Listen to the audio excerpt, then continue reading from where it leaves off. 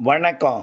செல்வகுமாரின் மதியம் 2:30 வானிலை ஆய்வறிக்கை. அதிகாரப்பூர்வ வானிலை அறிக்கைக்கு இந்திய வானிலை ஆராய்ச்சித்துறை அறிக்கையை பார்க்கவும். 2026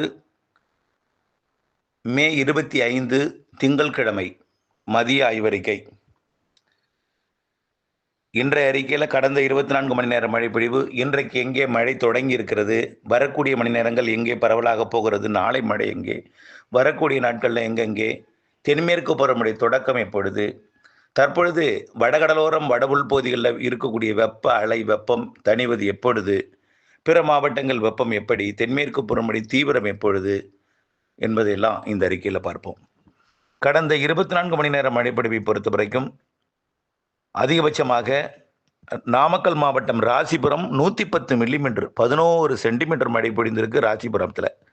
திருப்பூர் மாவட்டம் காங்கேயம் 9 சென்டிமீட்டர், பெரம்பலூர் மாவட்டம் செட்டிக்குளம், திருச்சிராப்பள்ளி மாவட்டம் நந்தியாறு 7 சென்டிமீட்டர், கரூர் மாவட்டம் ஆணைப்பாளையம், கிருஷ்ணகிரி மாவட்டம் தேன்கனிக்கோட்டை, நீலகிரி மாவட்டம் கேத்தி, சேலம் மாவட்டம் மேட்டூர் இவையெல்லாம் 6 சென்டிமீட்டர். அடுத்தபடியாக பார்த்தீங்கன்னா கிருஷ்ணகிரி மாவட்டம் தேன்கனிக்கோட்டை, தருமபுரி மாவட்டம் ஒகேனக்கல், நீலகிரி மாவட்டம் குன்னூர் பிடிஓ, சேலம் மாவட்டம் சங்கரிதுக், ஈரோடு மாவட்டம் ஈரோடு பிடிஓ, நீலகிரி மாவட்டம் குன்னூர், திருப்பத்தூர் மாவட்டம் வாணியம்பாடி, திருச்சிராப்பள்ளி மாவட்டம் தூவாக்குடி, சேலம் மாவட்டம் மேட்டூர், மேலும் திருப்பூர் மாவட்டம் குண்டடம் தலா 5 சென்டிமீட்டர், தஞ்சாவூர் மாவட்டம் பூதலூர், நீலகிரி மாவட்டம் கிண்ணக்கோரை, ஈரோடு மாவட்டம் இலந்தைக்குட்டை மேடு, கரூர் மாவட்டம் மாயனூர், கோயம்புத்தூர் மாவட்டம் கிணத்துக்கடவு, திருப்பூர் மாவட்டம் வாணியம்பாடி, தூத்துக்குடி மாவட்டம் கோவில்பட்டி, ஈரோடு மாவட்டம் அம்மாப்பேட்டை, மேலும் தருமபுரி மாவட்டம் பெண்ணாகரம், ஈரோடு மாவட்டம் தாளவாடி, கோயம்புத்தூர் மாவட்டம் பெரிய நாயக்கம்பாளையம், தருமபுரி மாவட்டம் பெண்ணாகரம்,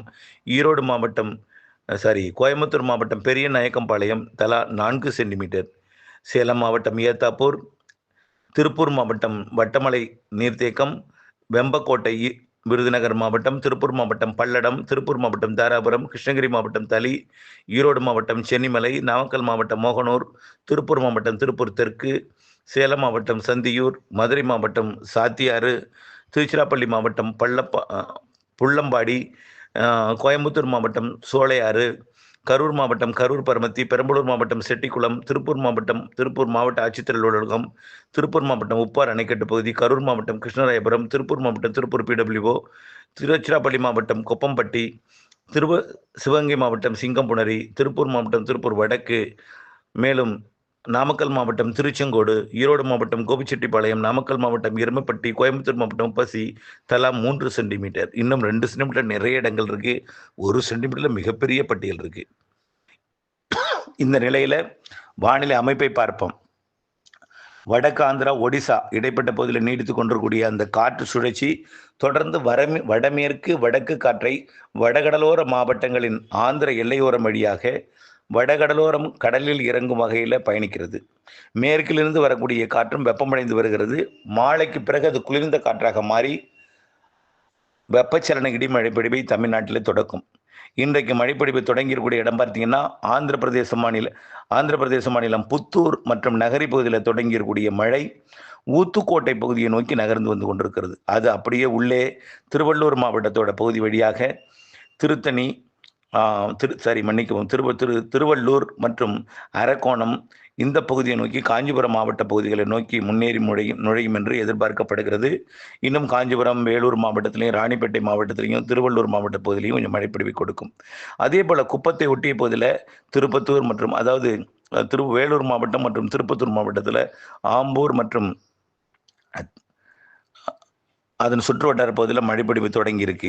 மேலும் பார்த்தீங்கன்னா கிருஷ்ணகிரி மாவட்டத்தோட கிருஷ்ணகிரிக்கு சற்று வடக்கு புறம், கிருஷ்ணகிரிக்கும் ஓசூருக்கும் இடைப்பட்ட பகுதியில் கிருஷ்ணகிரி மாநகரை ஒட்டிய பகுதியில் நல்ல மழைப்பொழிவு தொடங்கி இருக்கு. மேலும் பார்த்தீங்கன்னா உள்ளே சாத்தனூர் அணைக்கட்டு பகுதியை ஒட்டியும் மழைப்பொழிவு தொடங்கி இருக்கிறது. திருவண்ணாமலை மாவட்டத்தில் தெற்கு பகுதி, மேலும் பார்த்தீங்கன்னா தென் மாவட்டத்திலேயே ஆங்காங்கே மழைப்பொழிவு தொடங்கி இருக்கு. உசிலம்பட்டிக்கும் தேனிக்கும் இடைப்பட்ட பகுதியில் மழை தொடங்கியிருக்கு. மேலும் வருசநாடு பகுதியில் மழை தொடங்கியிருக்கு. இன்றைக்கு மேலும் எங்கெங்கெல்லாம் மழைப்பொழிவு தொடங்கும் என்பதை பார்ப்போம். இன்றைக்கும் இந்த மழைப்பொழிவு மேற்கு நோக்கி தான் முன்னேறும் போல் தெரிகிறது. இன்றைக்கும் இந்த மைசூரு, ஈரோடு இடைப்பட்ட பகுதி, அதாவது கர்நாடக எல்லையோர பகுதிகளுக்கு தான் வலுவான மழைப்பொழிவை கொடுக்கும்னு எதிர்பார்க்கப்படுகிறது. சென்னைக்கும் கொடுக்கலாம். ஆனால் கொடுத்தால் முன்னிரவு அல்லது மாலையிலே கொடுத்துரும். அதற்கு பிறகு பெரிய அளவிலே முன்னேறாது. காஞ்சிபுரம் மாவட்டத்துக்குள்ள முன்னேறி வரக்கூடிய இந்த மழை அப்படியே வேலூர், திருப்பத்தூர் மாவட்டத்தோட பகுதி, திருவண்ணாமலை மாவட்ட பகுதிக்கும், பிறகு கிருஷ்ணகிரி, தருமபுரி, சேலம், நாமக்கல் மாவட்ட பகுதிகளுக்கும், ஈரோடு மாவட்டத்தில் பரவலாக கனமழையும், சேலம் மாவட்டம் மேட்டூர், கொளத்தூர் பகுதிக்கு கனமழை பொழிவையும், தருமபுரி, கிருஷ்ணகிரி மாவட்டத்தோட மேற்கு பகுதி தேன்கனிக்கோட்டை, அஞ்சட்டி மற்றும் அப்படியே பார்த்தீங்கன்னா ஓசூருக்கு தெற்கே இருக்கக்கூடிய பகுதிகள் எல்லாமே, அதாவது கர்நாடக எல்லையோர பகுதிகளுக்கு கனமழை பொழிவை கொடுத்து கர்நாடக பகுதிக்கும் மிக கனமழை பொழிவை கொடுக்கலாம். கொள்ளைகால், மைசூர், குண்டுலுப்பேட்டை மற்றும் அந்த கர்நாடக ஈரோடு மாவட்ட எல்லையோரம், கர்நாடக நீலகிரி மாவட்ட எல்லையோரம், கர்நாடகா மற்றும் கிருஷ்ணகிரி, தருமபுரி மாவட்ட எல்லையோரம், சேலம் மாவட்ட மேட்டூரை ஒட்டிய பகுதிகளுக்கெல்லாம் இன்றைக்கு மாலையில் கனமழை பொழிவு தெரிகிறது. அதற்கு பிறகு இந்த மழைப்பொழிவு தமிழ்நாட்டின் மேற்கு தொடர்ச்சி மலைப்பகுதிகளுக்கு ஒரு சில இடங்களில் கொடுக்கும். கோயம்புத்தூர் வடக்கு, நீலகிரிக்கு தெரியுது. தென் மாவட்டங்களில் ஒரு சில இடங்களை கொடுக்கும். நாளைக்கு 26ஆம் தேதி இதுபோல் மழைப்பொழிவு தொடங்கும். நாளைக்கும் கர்நாடக எல்லையோரம், கேரள ஆந்திர எல்லையோர மாவட்டங்களுக்கு கொடுக்கும். தென் மாவட்டங்களுக்கு இன்னும் கொஞ்சம் கூடுதல் பரப்பில் தெரியுது. இன்றைக்கே தென் மாவட்டங்களில் கொஞ்சம் கூடுதல் பரப்பு தெரிந்தாலும் நாளைக்கும் கொஞ்சம் தெரியுது.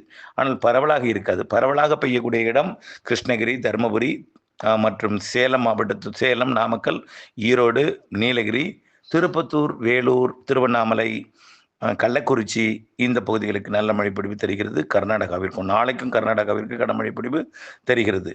வியாழக்கிழமை 28ஆம் தேதிக்கு பிறகு மழையோட பரப்பு குறைந்தாலும் கொஞ்சம் இருந்து கொண்டே இருக்கும் மழை. ஒரு 2 நாளைக்கு மழையோட தீவிரம் குறைஞ்சிருக்கும். இருந்தாலும் கர்நாடக எல்லையோரத்தில் மழை இருந்து கொண்டிருக்கும். வெப்பத்தை பொறுத்த வரைக்கும் இந்த 2 நாள் மழைப்பொழிவு குறைகிற காரணத்தினால கொஞ்சம் வெப்பம் உயர்ந்து காணப்படும் ஆந்திர எல்லையோர மாவட்டங்களில், சென்னைக்கும். நல்லா புரிஞ்சுக்குங்க.